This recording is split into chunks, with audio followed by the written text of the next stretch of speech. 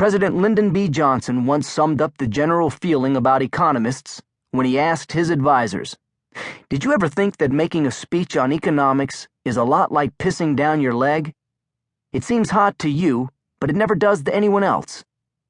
Reading a book about monetary policy and central banking can seem equally unexciting. It doesn't have to be. Central banking and monetary policy may seem technical and boring, but whether we like it or not, the decisions of the Federal Reserve, the Bank of Japan, BOJ, the European Central Bank, ECB, and the Bank of England, BOE, affect us all.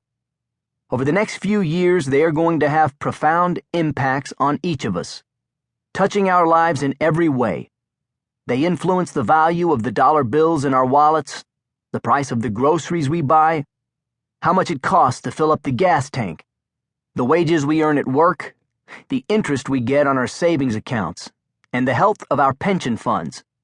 You may not care about monetary policy, but it will have an impact on whether you can retire comfortably, whether you can send your children to college with ease, or whether you will be able to afford your house.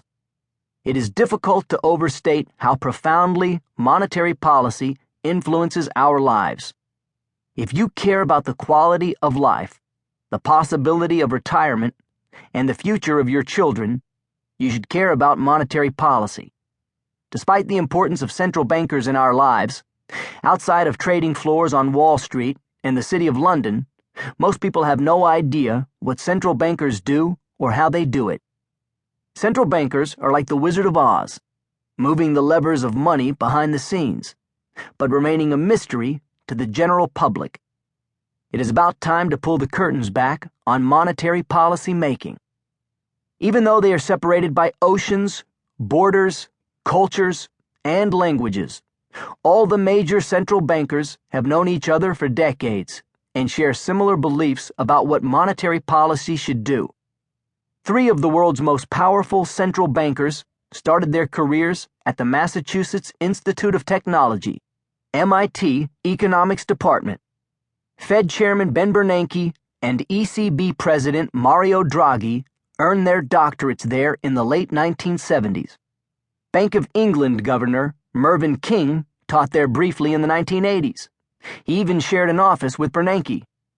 Many economists came out of MIT with the belief that government could, and even more important, should, soften economic downturns.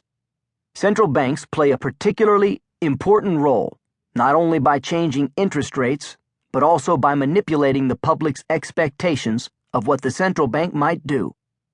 We are living through one watershed moment after another in the greatest monetary experiment of all time. We are all guinea pigs in a risky trial run by central bankers. It's code red time.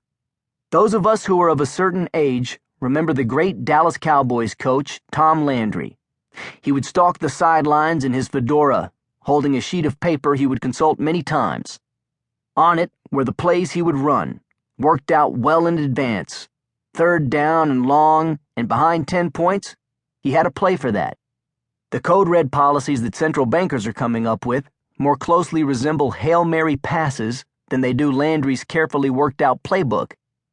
They are not in any manual, and they are certainly not normal. The head coaches of our financial world are sending in one novel play after another, really mixing things up to see what might work. Let's send zero interest rate policy, ZIRP, up the middle while quantitative easing, QE, runs a slant, large-scale asset purchases, LSAPs, goes deep, and negative real interest rates, financial repression, nominal gross domestic product, GDP targeting, and foreign exchange intervention hold the line. The acronym alphabet soup of the playmakers is incomprehensible to the average person, but all of these programs are fancy, technical ways to hide very simple truths.